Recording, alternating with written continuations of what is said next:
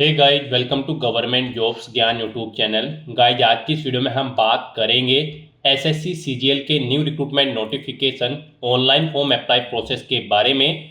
जी हाँ दोस्तों, staff selection commission ने यहाँ पर सीजीएल एग्जामिनेशन के तहत 14,582 खाली पदों को भरने के लिए नोटिफिकेशन रिलीज कर दिया है। कैसे आप इस भर्ती में पार्टिसिपेट करने के लिए अपने फॉर्म अप्लाई कर सकते हो बिना कोई मिस्टेक किए हुए, इसकी पूरी जानकारी हम आपको स्टेप बाय स्टेप रजिस्ट्रेशन से लेकर प्रिंट तक इस वीडियो में देंगे। बस आपको इस वीडियो को स्किप के बिना शुरू से लेकर एंड तक देखना है। उसके बाद वीडियो पसंद आए तो इसे लाइक और शेयर कर दें। चैनल पर नए हो तो इसे सब्सक्राइब कर लें। साथ ही साथ आपको फॉर्म अप्लाई करते हुए जो जो भी प्रॉब्लम फेस हो रही है, जैसे कि कैसे आपको अपना फेस ऑथेंटिकेट करना है, कैसे आपको अपना लाइव फोटो कैप्चर करना है और सिग्नेचर अपलोड करने हैं, इन सभी का हल आपको इस वीडियो में मिल जाएगा। बस आपको एंड तक हमारे साथ इस वीडियो में बने रहना है। तो बिना कोई वक्त गंवाए चलिए शुरू करते हैं। आपको इस वीडियो के डिस्क्रिप्शन बॉक्स में हमारी वेबसाइट IND-sarkari-naukri.in के इस पेज का लिंक मिल जाएगा। यहाँ पर आपको इस भर्ती के रिगार्डिंग सभी डिटेल्स प्रोवाइड करा दी गई है। स्टाफ सिलेक्शन कमीशन एसएससी कर्मचारी चयन आयोग ने combined graduate level CGL examination 2025 का नोटिफिकेशन रिलीज कर दिया है, जिसके तहत यहाँ पर 14,582 खाली पदों को भरा जाएगा। पोस्ट के नाम है income tax inspector, tax assistant, inspector, sub inspector, postal assistant, sorting assistant. यहाँ से आप चेकआउट कर सकते हो। वेरियस पोस्ट है। साथ ही साथ आप डिपार्टमेंट और एज लिमिट की डिटेल भी चेकआउट कर सकते हो। कौन से डिपार्टमेंट के अंतर्गत कौन सी पोस्ट यहाँ पर निकली है, क्या उसकी आयु सीमा रखी गई है, पूरी जानकारी यहाँ पर आपको दे दी गई है। यहाँ पर आप 9 जून 2025 से 4 जुलाई 2025 तक अपने फॉर्म अप्लाई कर सकते हो। ग्रेजुएट डिग्री धारक कैंडिडेट अप्लाई कर सकते हैं।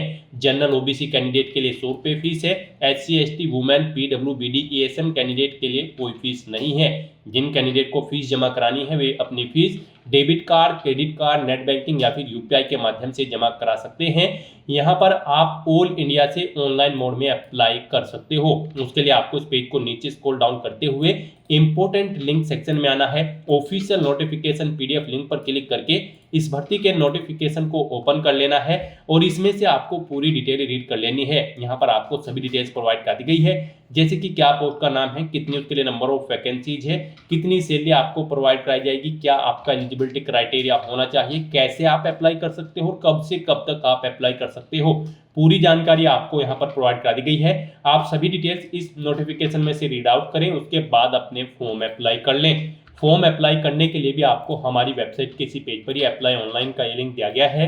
जैसे ही आप इस लिंक पर क्लिक करेंगे तो आपके सामने यहाँ पर एसएससी की ये ऑफिशियल वेबसाइट ओपन हो जाएगी।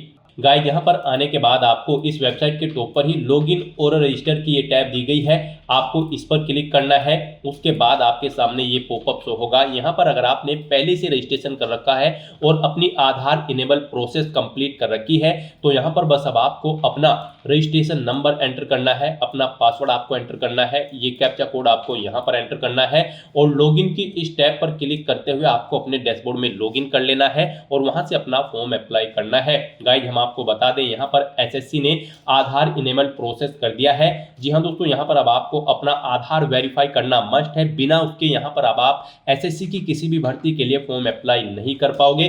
तो अगर आपने अपनी आधार प्रोसेस कंप्लीट कर रखी है तो आप लॉगिन करके फॉर्म अप्लाई कर सकते हो।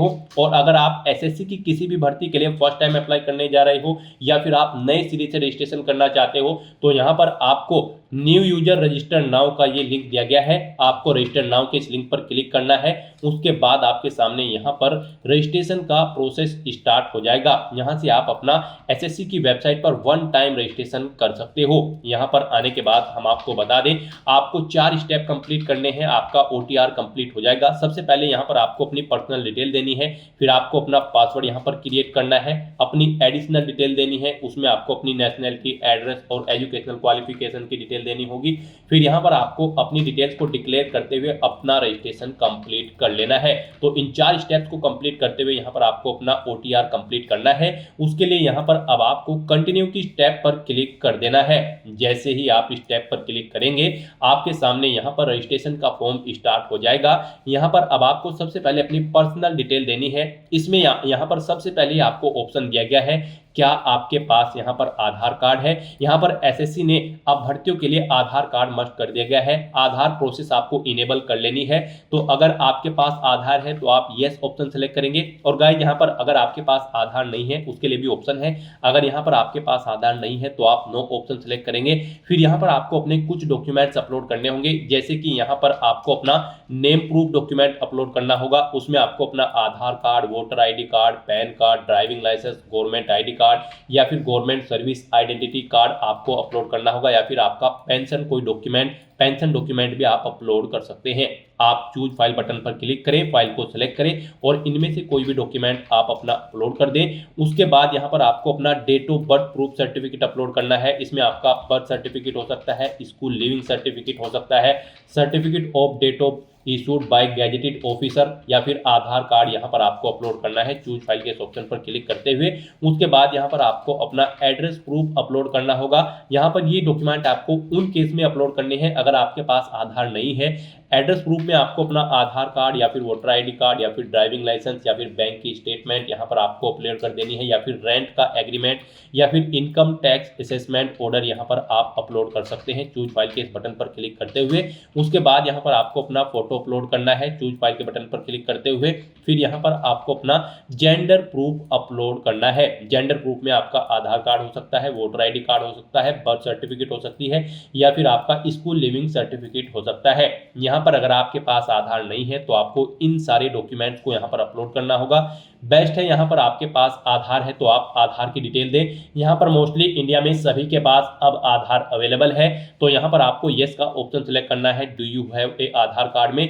और उसके बाद यहाँ पर गाइड आपको अपना आधार नंबर यहाँ पर एंटर करना है। वही नंबर एक बार फिर से आपको एंटर करके उसे वेरीफाई कर लेना है। और फिर यहाँ पर गाइज आपको इस चेकबॉक्स को ओके करना है, इस I have state that I know objection, in details को रीड करने के बाद यहाँ पर अगर आप अपना ओटीपी सुनना चाहते हैं तो स्विच टू हिंदी या फिर इंग्लिश, जिस भी लैंग्वेज में आप चाहते हैं यहाँ पर उस पर क्लिक करके उसे स्विच कर ले। और फिर आप इस ऑप्शन पर क्लिक करते हुए, जी हाँ दोस्तों, इस माइक के ऑप्शन पर क्लिक करते हुए आप अपना ओटीपी सुन ले और फिर उसे यहाँ पर एंटर कर दे।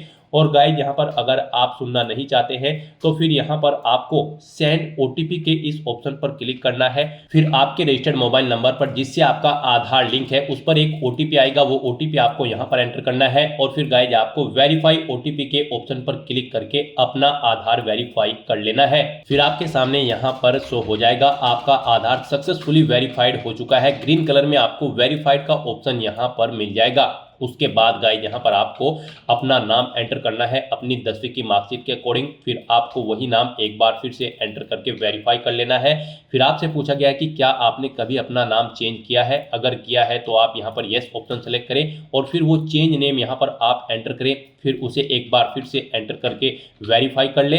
और अगर आपने अपना नाम कभी चेंज नहीं किया है तो यहाँ पर आपको नो ऑप्शन ही सिलेक्ट रहने देना है। उसके बाद यहाँ पर आपको अपना जेंडर सिलेक्ट करना है, आप मेल हो, फीमेल हो या फिर ट्रांसजेंडर, आप अपने अकॉर्डिंग ऑप्शन सेलेक्ट करें। दोबारा से अपना जेंडर सेलेक्ट करके उसे वेरीफाई कर ले। फिर यहाँ पर आपको अपनी डेट ऑफ बर्थ सेलेक्ट कर लेनी है इस कैलेंडर में से। यहाँ पर आपको अपनी ये डेट ऑफ बर्थ अपनी 10वीं की मार्कशीट के अकॉर्डिंग सेलेक्ट करनी है। वही डेट ऑफ बर्थ आपको एक बार फिर से सिलेक्ट कर लेनी है कैलेंडर में से वेरिफिकेशन के लिए। फिर यहाँ पर आपको अपने फादर का नाम एंटर करना है। उसके बाद यहाँ पर आपको अपने फादर का नाम एक बार फिर से एंटर करके उसे कंफर्म कर लेना है। फिर आप अपनी मदर का नाम एंटर करें, अपनी मदर का नाम एक बार फिर से एंटर करके उसे कंफर्म कर ले।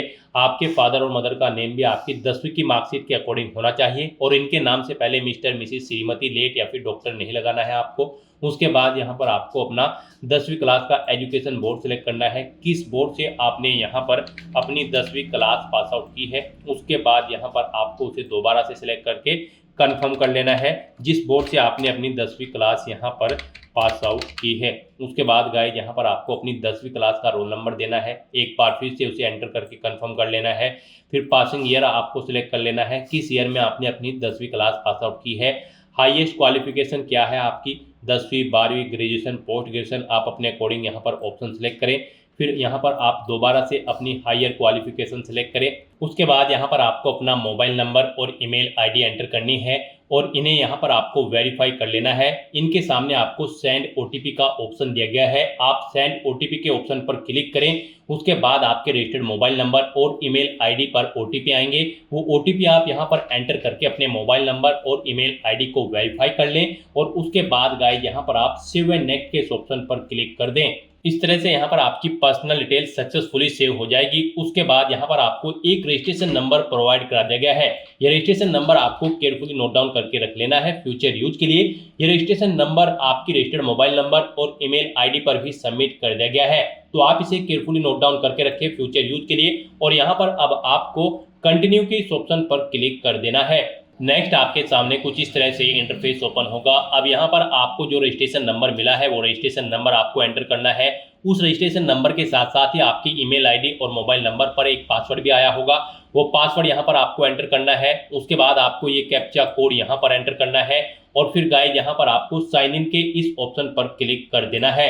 नेक्स्ट यहाँ पर आपको अपना पासवर्ड चेंज करना है। यहाँ पर अब आपको सबसे पहले अपना ओल्ड पासवर्ड एंटर करना है, वो वाला पासवर्ड जो आपके रजिस्टर्ड मोबाइल नंबर और ईमेल आईडी पर आया है आपके रजिस्ट्रेशन नंबर के साथ। और उसके बाद यहाँ पर आपको अपना नया पासवर्ड क्रिएट करना है। यहाँ पर इस पासवर्ड को क्रिएट करने के लिए आपको गाइडलाइन दी गई है। आपका पासवर्ड कम से कम 8 कैरेक्टर का होना चाहिए और ये अल्फा न्यूमेरिक फॉर्मेट में होना चाहिए। मींस आपके पासवर्ड में कम से कम एक अपर केस कैरेक्टर, एक लोअर केस कैरेक्टर, एक इंटीजर नंबर, एक स्पेशल कैरेक्टर जैसे कि @ या फिर डॉलर होना चाहिए। तो इस फॉर्मेट में यहाँ पर आपको अपना पासवर्ड क्रिएट करना है। वही पासवर्ड आपको कंफर्म पासवर्ड फील्ड में एंटर करना है। उसके बाद यहाँ पर आपको एक सिक्योरिटी क्वेश्चन सेलेक्ट करना है। यहाँ पर आप कोई भी सिक्योरिटी क्वेश्चन सेलेक्ट करें, उसका आंसर दें। फिर यहाँ पर आप दूसरा सिक्योरिटी क्वेश्चन सेलेक्ट करें और फिर उसका आंसर यहाँ पर आप दें। और उसके बाद गाइस यहाँ पर आप सेव एंड नेक्स्ट के इस ऑप्शन पर क्लिक कर दें। इस तरह से यहाँ पर आपका पासवर्ड चेंज हो जाएगा। फिर आपके सामने कुछ इस तरह से इंटरफेस ओपन होगा। अब यहाँ पर आपको दोबारा से अपना रजिस्ट्रेशन नंबर एंटर करना है, अपना पासवर्ड आपको एंटर करना है। नया पासवर्ड जो आपने चेंज किया है वो पासवर्ड यहाँ पर आपको एंटर करना है। ये कैप्चा कोड आपको यहाँ पर एंटर करना है और उसके बाद गाइस आपको लॉगिन के इस ऑप्शन पर क्लिक कर देना है। लॉगिन करने के बाद अब यहाँ पर आपको अपनी एडिशनल डिटेल्स प्रोवाइड करानी है। सबसे पहले यहाँ पर आपको अपनी कैटेगरी सिलेक्ट कर लेनी है, किस कैटेगरी से आप बिलोंग करते हैं। फिर यहाँ पर आपको अपनी कैटेगरी दोबारा से सिलेक्ट करके उसे वेरीफाई कर लेना है। फिर आपको अपनी नेशनलिटी यहाँ पर सिलेक्ट कर लेनी है। यहाँ पर सिटीजन ऑफ इंडिया अगर आप इंडिया से हैं। उसके बाद अगर आप नेपाल, भूटान या फिर टाइबेटियन हैं तो यहाँ पर आप अपने अकॉर्डिंग ऑप्शन सेलेक्ट करें। यहाँ पर अगर आप अदर कंट्री से हैं तो फिर यहाँ पर आपको अपनी नेशनलिटी की डिटेल देनी है। और अगर आप इंडिया से हैं तो यहाँ पर आप इंडिया सेलेक्ट करें, फिर आपको ये डिटेल नहीं देनी है। उसके बाद यहाँ पर आपसे पूछा गया है कि क्या आपकी बॉडी पर कहीं कोई कट या तिल का निशान है, तो उस पैलेस का नाम यहाँ पर आप एंटर करें। नहीं है तो यहाँ पर आप नो मार्क एंटर कर दें। उसके बाद आपसे पूछा गया है कि क्या आप PWBD कैंडिडेट हैं। अगर हैं तो यहाँ पर आप येस ऑप्शन सेलेक्ट करें और फिर अपनी डिसेबिलिटी का टाइप सेलेक्ट करें और फिर यहाँ पर आपको अपना डिसेबिलिटी सर्टिफिकेट नंबर देना होगा अगर आप PWBD कैंडिडेट हैं। और अगर नहीं है तो यहाँ पर आप नो ऑप्शन सेलेक्ट करें, आगे की डिटेल आपको डिसेबल कर दी जाएगी। उसके बाद यहाँ पर आपको अपना परमानेंट एड्रेस एंटर करना है। फिर यहाँ पर आपको अपना परजेंट एड्रेस एंटर करना है और अगर आपका परजेंट एड्रेस आपके परमानेंट एड्रेस के अकॉर्डिंग सेम है तो यहाँ पर आप येस के इस ऑप्शन पर क्लिक करेंगे। ऑटोमेटिकली आपका परजेंट एड्रेस आपके परमानेंट एड्रेस के अकॉर्डिंग फिल हो जाएगा। उसके बाद यहाँ पर गाइस आपको सेव एंड नेक्स्ट के इस ऑप्शन पर क्लिक कर देना है। आपकी एडिशनल डिटेल सक्सेसफुली सेव करने के बाद आपको डिक्लेरेशन सेक्शन में रिडायरेक्ट कर दिया जाएगा। यहाँ पर आने के बाद आप अपने रजिस्ट्रेशन फॉर्म का प्रीव्यू भी चेकआउट कर सकते हो। आप प्रीव्यू OTR के ऑप्शन पर क्लिक करें और अपने रजिस्ट्रेशन फॉर्म का प्रीव्यू चेकआउट कर लें और उसका प्रिंट आउट भी आप ले सकते हो। और फिर यहाँ पर अब गाइज आपको आई एग्री के चेकबॉक्स को ओके करना है और उसके बाद आपको डिक्लेयर के ऑप्शन पर क्लिक कर देना है। इस तरह से यहाँ पर आपका SSC one time registration successfully complete हो चुका है। आपको आपके डैशबोर्ड में डायरेक्ट कर दिया गया है। फिर यहाँ पर आपको आपके डैशबोर्ड में लाइव एग्जामिनेशन के इस सेक्शन में कंबाइंड ग्रेजुएट लेवल एग्जामिनेशन 2025 का ये सेक्शन मिल जाएगा। CGL 2025 एग्जाम में पार्टिसिपेट करने के लिए आपको यहाँ पर अप्लाई की इस टैब पर क्लिक करना है। फिर यहाँ पर आपको कुछ जनरल इंस्ट्रक्शन दिए गए हैं, आपको इन्हें केयरफुली रीड करना है, पेज को नीचे स्क्रॉल डाउन करना है और उसके बाद गाइज आपको यहाँ पर फिल फॉर्म के इस ऑप्शन पर क्लिक कर देना है। फिर यहाँ पर आपको आपकी पर्सनल डिटेल्स ऑटोमेटिकली फेच करके आपके OTR से शो कर दी गई है। आपको सभी डिटेल्स केयरफुली चेकआउट करनी है, पेज को नीचे स्क्रॉल डाउन करना है, इसमें आप कुछ भी एडिट नहीं कर सकते हो और यहाँ पर बस अब आपको नेक्स्ट के इस ऑप्शन पर क्लिक कर देना है। नेक्स्ट यहाँ पर आपको अपनी एजुकेशनल क्वालिफिकेशन की डिटेल देनी है। गाइस यहाँ पर सबसे पहले आपको अपनी हाईएस्ट क्वालिफिकेशन सिलेक्ट कर लेनी है। आपकी क्या हाईएस्ट क्वालिफिकेशन है, ग्रेजुएशन या फिर पोस्ट ग्रेजुएशन या फिर PhD। कम से कम आपका ग्रेजुएट डिग्री पास आउट होना जरूरी है CGL 2025 एग्जाम में पार्टिसिपेट करने के लिए। तो अपने अकॉर्डिंग यहाँ पर आप अपनी क्वालिफिकेशन सेलेक्ट करें। फिर यहाँ पर आपको क्वालिफाइंग एजुकेशनल क्वालिफिकेशन की डिटेल देनी है। यहाँ पर आपको सेलेक्ट करना है आपके पास ग्रेजुएट डिग्री है या फिर इसके इक्विवेलेंट, या फिर आपके पास डीम्ड ग्रेजुएट सर्टिफिकेट है जो कि इशूड है बाय आर्म फोर्सेज। आप अपने अकॉर्डिंग यहाँ पर अपनी क्वालिफिकेशन सेलेक्ट करें जो कि इस एग्जाम के लिए रिक्वायर्ड है। उसके बाद यहाँ पर आप बताएं आप पास आउट हो चुके हो अपनी इस रिक्वायर्ड क्वालिफिकेशन में या फिर फाइनल ईयर में एप्टेड हो। आप अपने अकॉर्डिंग यहाँ पर ऑप्शन सेलेक्ट करें। फिर यहाँ पर आपको अगर पास आउट आप हो चुके हो तो पासिंग ईयर सेलेक्ट कर लेना है। उसके बाद यहाँ पर आपको स्टेट सेलेक्ट करना है जहाँ से आपने अपनी ये ग्रेजुएशन पास आउट की है। उसके बाद गाइड यहाँ पर आपको यूनिवर्सिटी या फिर इंस्टीट्यूट का नाम सेलेक्ट करना है जिससे आपने अपनी ये ग्रेजुएशन कंप्लीट की है। फिर यहाँ पर आपको अपनी ग्रेजुएशन का रोल नंबर एंटर कर देना है और फिर बताना है कि आपके मार्क्स परसेंटेज में है या फिर CGPA में है। परसेंटेज में अगर है तो यहाँ पर आप अपनी परसेंटेज एंटर कर दे। उसके बाद आपके सामने CGPA का कॉलम डिसेबल्ड कर दिया जाएगा और CGPA में है तो आप CGPA एंटर करें, फिर आपके सामने परसेंटेज का कॉलम यहाँ पर डिसेबल्ड कर दिया जाएगा। इस तरह से आपको अपनी एक एजुकेशनल क्वालिफिकेशन की डिटेल प्रोवाइड करनी है और उसके बाद आपको सेव एंड नेक्स्ट के इस ऑप्शन पर क्लिक कर देना है। नेक्स्ट यहाँ पर आपको अपनी एडिशनल इन्फॉर्मेशन प्रोवाइड करनी है। यहाँ पर आपसे पूछा गया है कि क्या आप एक सर्विसमैन हैं या फिर आप सर्विस कर रहे हैं आर्म फोर्सेज में। अगर कर रहे हैं तो आप येस करें और फिर यहाँ पर आप ज्वाइनिंग डेट सेलेक्ट करें और डिस्चार्ज डेट यहाँ पर आप सेलेक्ट करें। इनके अकॉर्डिंग यहाँ पर आपकी सर्विस की लेंथ आपको कैलकुलेट करके शो कर दी जाएगी। और यहाँ पर अगर आप एक सर्विसमैन नहीं हो या फिर आप आर्म फोर्सेज में सर्विस नहीं कर रहे हैं तो फिर आपको नो ऑप्शन सेलेक्ट कर लेना है। उसके बाद आपसे पूछा गया है कि क्या आपको एज में रिलैक्सेशन चाहिए। अगर चाहिए तो आप यस ऑप्शन सेलेक्ट करें और फिर अपना एज रिलैक्सेशन कोड यहाँ पर सेलेक्ट कर ले। इनमें से जो भी आपका एज रिलैक्सेशन कोड है जिस क्राइटेरिया के अंतर्गत आप आते हैं, और नहीं आपको एज में रिलैक्सेशन चाहिए तो आपको नो ऑप्शन सेलेक्ट करना है। उसके बाद यहाँ पर आपसे पूछा गया कि क्या आप अपनी पर्सनल इंफॉर्मेशन को यहाँ पर अवेलेबल कराना चाहते हो SSC को in terms of DOPNT and OM number इसके। अगर चाहते हैं तो आप यहाँ पर यस करें, नहीं तो नो ऑप्शन सेलेक्ट करें और उसके बाद गाइड यहाँ पर फिर आप सेव एंड नेक्स्ट के इस ऑप्शन पर क्लिक कर दें।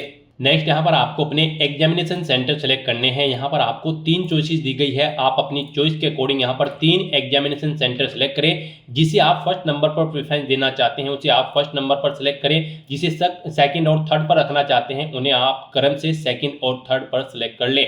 उसके बाद यहाँ पर आपके सामने ऑप्शन है कि क्या यहाँ पर आप बेंचमार्क डिसेबिलिटी कैंडिडेट है और आपकी डिसेबिलिटी 40% से अबव है in the category of blindness.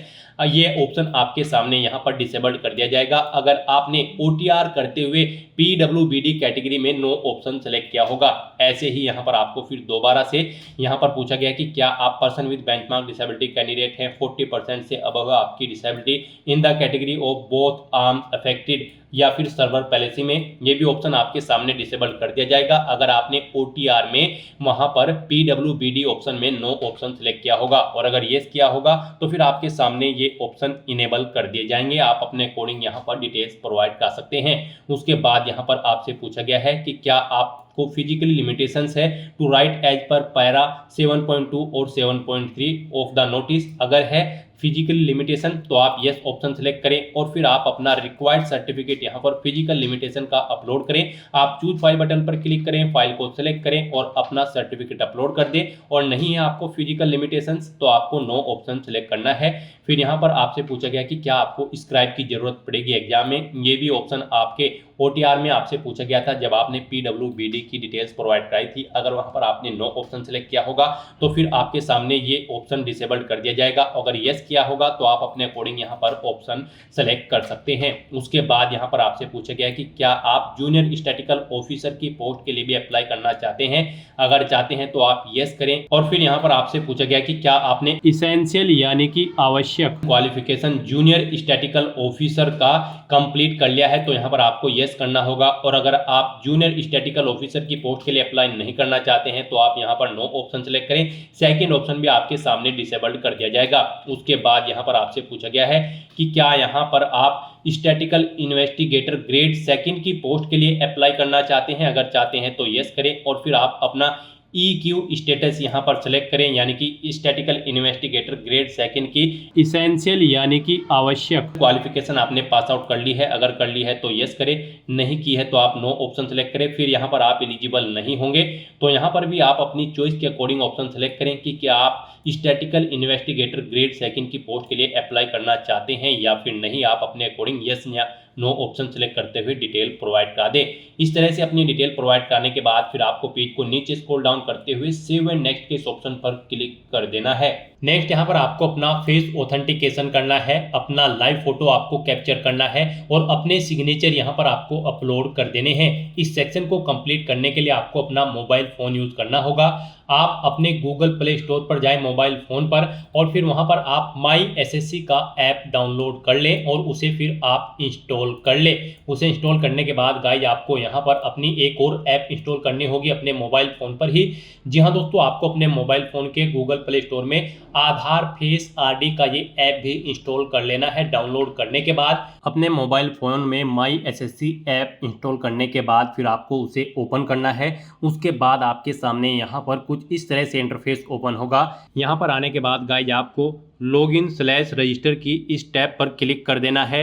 उसके बाद आपके सामने यहाँ पर लॉगिन का पॉपअप ओपन हो जाएगा। अब यहाँ पर आने के बाद आपको अपना यूजर नेम एंटर करना है और उसके बाद आपको अपना पासवर्ड एंटर करना है। आपको ये यूजर नेम और पासवर्ड वही एंटर करना है जो आपने एसएससी की वेबसाइट पर वन टाइम रजिस्ट्रेशन करते हुए क्रिएट किया था। उसके बाद आपको ये कैप्चा कोड यहाँ पर एंटर करना है और फिर गाइज आपको लॉगिन की इस टैब पर क्लिक करते हुए अपने डैशबोर्ड में लॉगिन कर लेना है।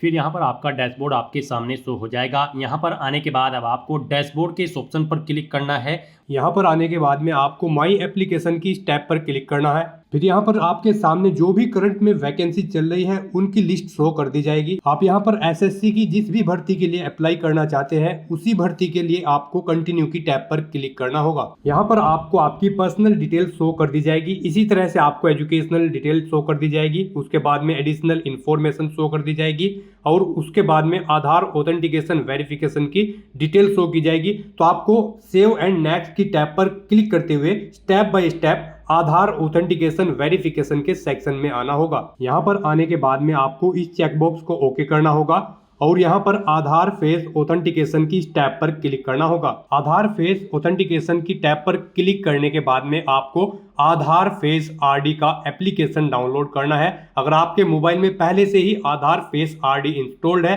तो आपको डायरेक्टली अपना फेस ऑथेंटिकेट करना होगा। यहाँ पर आपको अपना फेस इस सर्कल में लाना होगा और अपनी आंखों को 2 बार ब्लिंक करना होगा तो आपका फोटो यहाँ पर ऑथेंटिकेट हो जाएगा। उसके बाद में आपको यहाँ पर सेव एंड नेक्स्ट की इस टैब पर क्लिक करना होगा। फिर यहाँ पर आपको अपना लाइव फोटो कैप्चर करना है और अपने सिग्नेचर अपलोड करने हैं। ये आप अपने मोबाइल फोन से भी कर सकते हैं या फिर आप अपने कंप्यूटर से भी इन्हें कंप्लीट कर सकते हैं। उसके लिए आपको सभी इंस्ट्रक्शंस यहाँ पर दिए गए हैं। जिस स्थान पर आप अपना फोटो कैप्चर करेंगे वहां पर प्रॉपर वे में लाइट होनी चाहिए और प्लेन बैकग्राउंड आपका होना चाहिए और आपकी आंखें कैमरे की तरफ होनी चाहिए। बिल्कुल सीधा आपको देखना है कैमरे की तरफ और यहाँ पर रेड कलर का जो रेक्टेंगल होगा उसमें पूरा फेस आपका कवर्ड होना चाहिए। फोटो कैप्चर करते समय आपको कोई भी कैप, मास्क या फिर सनग्लासेस नहीं पहनने हैं और यहाँ पर साथ ही साथ आपको ईयरफोन या फिर कोई अन्य डिवाइस भी अपने कानों में नहीं रखना है जब आप अपना लाइव फोटो यहाँ पर कैप्चर करेंगे।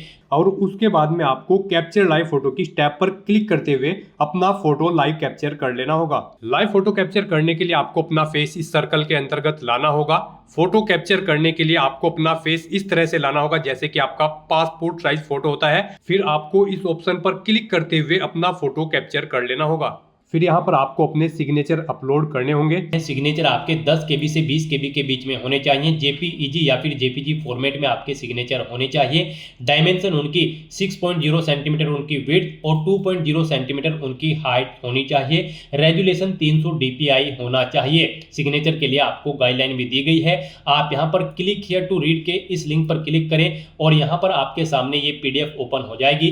इसमें आप चेकआउट कर सकते हो कि किस तरह से आपके सिग्नेचर होने चाहिए। यहाँ पर एक बॉक्स के अंदर आपके सिग्नेचर होने चाहिए। कुछ इस तरह से यहाँ पर आपके सिग्नेचर एक्सेप्टेबल होंगे। गाइस, इस फॉर्मेट में आपके सिग्नेचर एक्सेप्टेबल होंगे और इन फॉर्मेट्स में आपके सिग्नेचर यहाँ पर एक्सेप्टेबल नहीं होंगे। आपको इन्हें केयरफुली चेकआउट कर लेना है। एग्जांपल्स आपको यहाँ पर दिए गए हैं, इनके अकॉर्डिंग आपको अपने सिग्नेचर करने हैं। सिग्नेचर अपलोड करने के लिए आपको अपलोड योर सिग्नेचर की टैब पर क्लिक करना होगा। इस टैब पर आप क्लिक करें, अपनी फाइल को सिलेक्ट करें और यहाँ पर अपना सिग्नेचर अपलोड कर दें। उसके बाद में यहाँ पर आपको सेव एंड नेक्स्ट की इस टैब पर क्लिक करना होगा। तो दोस्तों, इस तरह से आपका आधार ऑथेंटिकेशन वेरिफिकेशन कंप्लीट हो जाएगा, आपका लाइव फोटो कैप्चर हो जाएगा और आपके सिग्नेचर भी अपलोड हो जाएंगे।